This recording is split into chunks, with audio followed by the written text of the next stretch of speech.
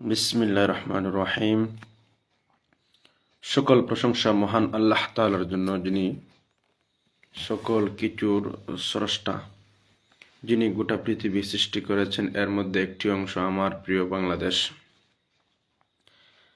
আসলে আমার জন্মের পরপর থেকেই দেখি সবসময়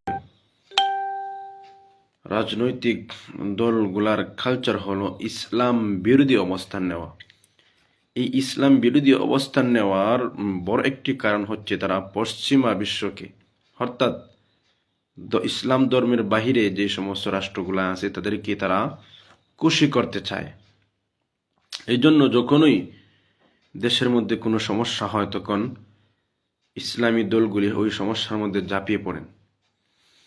আসলে মানুষ তার বিপদ যখন চলে যায় তখন সে তার অবস্থান, তার আপন বন্ধুকে সে ভুলে যায়। যখন কথার ঘুরিয়ে পিছিয়ে লাভ নেই, বাংলাদেশ দেশ রাজনীতি নিয়ে কিছু কথাবার্তা বলি। আমরা আমাদের মূল্যায়নটা মানুষের সামনে পেশ করতে চাই, নিজের বিশ্বাসটা, নিজের ইচ্ছাটা মানুষের সামনে একটু পেশ করতে চাই আর কি। যে ছাত্ররা যখন এই কোঠা আন্দোলন নিয়ে সামনে গেল, তখনও এই দেশের ইসলামপন্থীদের পরিপূর্ণ সাপোর্ট ছিল, সব জায়গাতে তাদের সাপোর্ট ছিল। আর ইসলামপন্থীরা যদি সাপোর্ট না দেয়, কোনো আন্দোলন বাংলাদেশে খোদার কসম করে বলি সফল হবে না ইনশাল্লাহ। এখন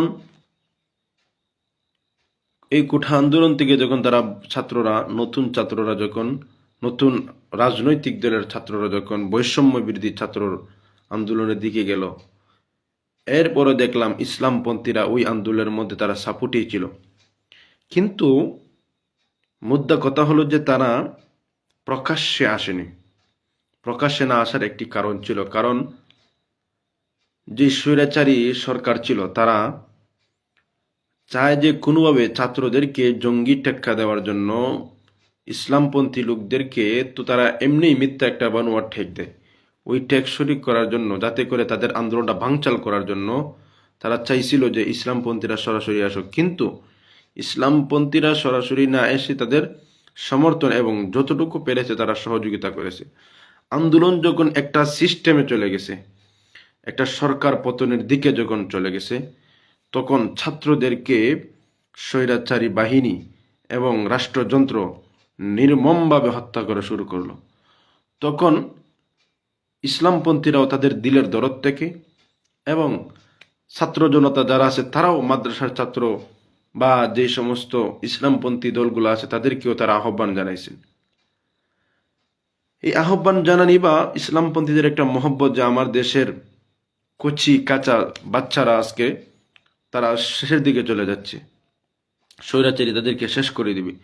তখন মাদ্রাসাপন্থীরা সহ উলামায়ে কেরাম ওই আন্দোলনের মধ্যে তাদের ডাকে ঝাঁপিয়ে পড়েছিলেন এবং ইসলামপন্থীদের শক্ত ভূমিকার কারণেই স্বৈরাচারী হাসিনা ভাগতে বাধ্য হয়েছে।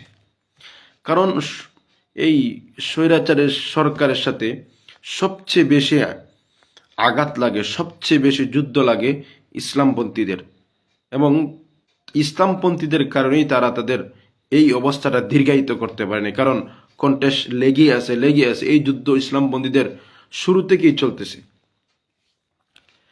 এখন ইসলামী দেশ, প্রায় 99% মুসলমানের দেশ, উলামায়ে কেরাম যদি বলতেন যে না তোমরা এই আন্দোলনে ঝাঁপিয়ে পড়ো না, কোনোদিন এই আন্দোলন সফল হতো না। আর অনেক উলামায়ে কেরামদেরকে এই স্বৈরাচারী হাসিনা নির্যাতন করেছে। এই ব্যথি বেদাও মুসলমানদের অন্তরে ধাউ ধাউ করে জ্বলছিল। এই জন্য এই আন্দোলনের মধ্যে উলামায়ে কেরাম ছাত্রদের সহযোগিতা, ইমান ইসলাম রক্ষা করার জন্য তারা আন্দোলনকে ঝাঁপিয়ে পড়েছিল।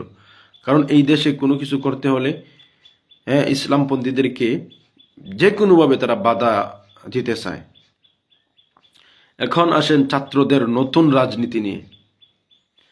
এই ছাত্ররা যখন আসলে, বাস্তব কথা হলো যে এই আন্দোলনের মধ্যে ইসলামপন্থীরা তো ছিলই, রাজনৈতিক দল হিসাবে ইসলামী আন্দোলন ছাত্র শিবিরের বড় পর্যায়ে একটা ভূমিকা ছিল। ইসলামী দলগুলার ছাত্র শিবিরের ভাইরাও প্রচুর ছিলেন। কারণ যে যতটুকু কাজ করেছে তার কাজের মূল্যায়ন আমাদেরকে দিতেই হবে, না হয় আমরা জীবনে আর কোনো দিন এইরকম সফলতার মুখ দেখব না। ঠিক এই মুহূর্তে যখন বিজয় হয়ে গেল, তখন মাহফুজ নামক এক, আমি বলি অমানুষ নামের অমানুষ, সে একটা বক্তৃতায় বলেছে যে ইসলামপন্থীরা যদিও এই আন্দোলনের মধ্যে শরিক হয়েছিল, ভালো ভূমিকা রেখেছে, কিন্তু ইসলামপন্থীদের রাজনীতি এই বাংলাদেশে আমরা করতে দেব না। নাউজুবিল্লাহ! কত বড় বিশ্বাসঘাতক সে, কত বড় মারাত্মক ধরনের কথা বলেছে যে ইসলামপন্থীদের রাজনীতি এই দেশে ইস্টাবলিশ করতে দেব না, আমরা প্রয়োজনে যুদ্ধ করব। তো কাজেই সে শুরু থেকেই এই আন্দোলনটাকে ইসলাম বিমুখ করে দিয়েছে তার কিছু কথাবার্তার কারণে। এই জন্য আমরা শুরু থেকেই তার প্রতি আমরা সন্দিহান ছিলাম যে এই সমস্ত দু একটা কীট পতঙ্গের কারণে আমাদের ইসলামপন্থীদের একটা মারাত্মক ধরনের একটা ক্ষতির দিকে চলে যাচ্ছে, একটা মাইনাস এর দিকে সে ফেলে দিয়েছে। যারা ইসলামকে ঠেকাইতে চায় তারা কিসের মুসলমান? যারা মুসলমানদের অগ্র যাত্রাকে তারা ঠেকাইতে চায় তারা কিসের মুসলমান? তারা তো মুনাফিক। আর আল্লাহ যদি ইসলামকে এই দেশের জন্য কবুল করেন, সারা পৃথিবীর ইংল্যান্ড, আমেরিকা, চীন, রাশিয়া সহ সারা পৃথিবী মিলিয়েও যদি চায় এই দেশ থেকে ইসলামকে মুছে দিতে কোনো দিন পারবে না। ইসলাম বদ করে ইসলামের বাতি জ্বলে উঠবে ইনশাআল্লাহ। তো সে শুরু থেকেই এই ইসলাম বা মুসলিমদের একটা অগ্রযাত্রা বা এই আন্দোলনের যে একটা শরিক, সেটাকে সে পাশ কাটিয়ে দিয়েছে হেকমতে। তারা তাদের মতো, তারা সিস্টেম মতো কথাবার্তা বলতেছে। এই জন্য আমি উলামায়ে কেরামদেরকে বলবো, বা আমরা ইসলামপন্থী যারা আছি, তারা খুব সতর্কতার সাথে হাঁটতে হবে। কারণ এই সমস্ত দুর্বল ইমানদের কাঁধে পা দিয়ে কোনো দিন ইসলাম দেশে কায়েম হবে না। এইবার আসেন, তারা নতুন রাজনৈতিক দল করেছে। এই নতুন রাজনৈতিক দলের মধ্যে তারা এই ছাত্রদের কাছ থেকে একটা মতবাদ গেছে যে এটা ইসলামের সাথে ডাইরেক্ট সংঘর্ষ। তারা বলে বহুত্ববাদ, অথচ আমরা ইসলাম ইমান একিনের দ্বারা হলো একত্ববাদ, যে আমরা একত্ববাদে বিশ্বাসী।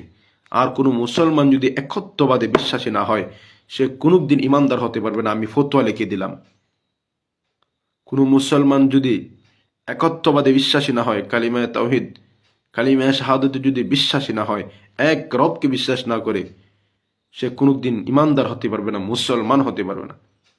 যারা একত্ববাদে বিশ্বাসী তারা একত্ববাদটাই বিশ্বাস করতে হবে। এইবার আসেন তাদের যে রাজনীতি তারা শুরু করেছে।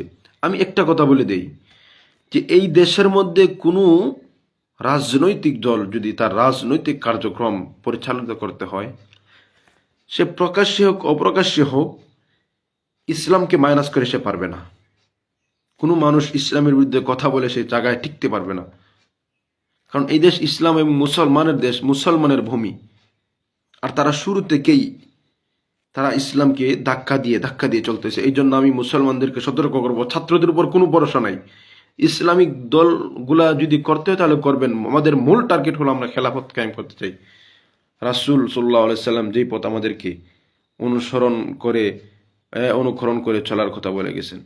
তারা নতুন রাজনৈতিক দল তারা এনেছে। তারপর এইখানে তারা যেই LGBTQ, যারা মুসলমান, ইসলামিক কুরআন এবং হাদিসের নাম্বার 1 বিরোধী অবস্থান করে, যারা ইসলাম এবং মুসলমান সহ মানবতা বিরোধী সবচেয়ে বড় অপরাধ মনে করি আমি। আর এই আযাবের কারণেই আল্লাহ তাআলা এক জাতিকে ধ্বংস করে দিয়েছেন। লূত আলাইহিস সালাম নামক এক জাতিকে আল্লাহ তাআলা ধ্বংস নিমিষ করে দিয়েছেন। তারা রাজনৈতিক দল করেছেন। তারা ওইখানে একজন বড় পদধারী একজন ওই রকম LGBTQ-কে রেখেছেন। আপনারা ইসলামপন্থীরা শুধু হুজুগে চললে হবে না, এই সমস্ত রাজনীতিবিদদের, এই সমস্ত নতুন রাজনীতির ধাত ভাঙ্গা জবাব দিতে হবে। এদের দ্বারা, এদের মিঠা কথায় দ্বারা কোনোদিন এরা ইসলাম এবং মুসলমান আর উলামায়ে কেরামের কাদের উপর ভর করে তারা চলবে, কিন্তু ইসলাম এবং মুসলমানের বিন্দু পরিমাণ কোনো ফায়দা তাদের আমাদের আসবে না। এই মাহফুজ গংরা সহ বা যারা এইরকম মন মাইন্ড নিয়ে যারা চলে, যারা বহুত্ববাদ স্বীকার করে, যারা ইসলামকে তারা ইসলামের সঙ্গে যারা যুদ্ধ করতে চায়, যারা প্রতিজ্ঞা করে, তাদের সাথে আবার কিসের লিয়াজু, তাদের দল আপনি আবার কেমনে করবেন, আপনার কিসের ইমান? এই জন্য নতুন রাজনৈতিক দল যারা করতেছেন তাদের প্রতি আমার সাবধানতার বাণী হলো, আপনারা হিসাব করে পা বাড়াইয়েন। নতুন রাজনৈতিক দল করছেন, সবাই ভালো, একটা দুইটা কীট পতঙ্গের কারণে যাতে আপনাদের দুর্নাম না হয়।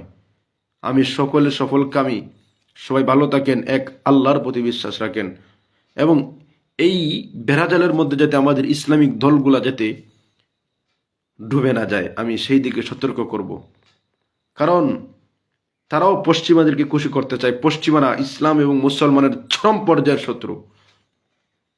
আর এই দেশকে যদি কোনো জাতি গোষ্ঠী তার সার্বভৌমত্ব টিকিয়ে রাখতে চায়, তাহলে সর্বপ্রথম আমি মনে করি ইসলামপন্থীরাই এই দেশ টিকিয়ে রাখবে, এবং সবচেয়ে বেশি ভালোবাসে এই দেশ ইসলামপন্থীরাই। ইসলামপন্থীদের হাতে এই দেশ সবচেয়ে নিরাপদ। এই জন্য আমি উদারত আহ্বান জানাবো যে ইসলামপন্থী দলগুলা যারা আছেন তারা খুবই সতর্কতার সহিত পা বাড়াইতে হবে। আমরা আমাদের মতো চলবো, কমপক্ষে আমরা যারা ইসলাম নিয়ে রাজনীতি করি আমরা যাতে এক কাতারে আসতে পারি, সর্বপ্রথম সেই দোয়া করি রব্বুল আলামিনের কাছে। আল্লাহ তাআলা সকলকে বুঝার তৌফিক দান করুন, আমিন।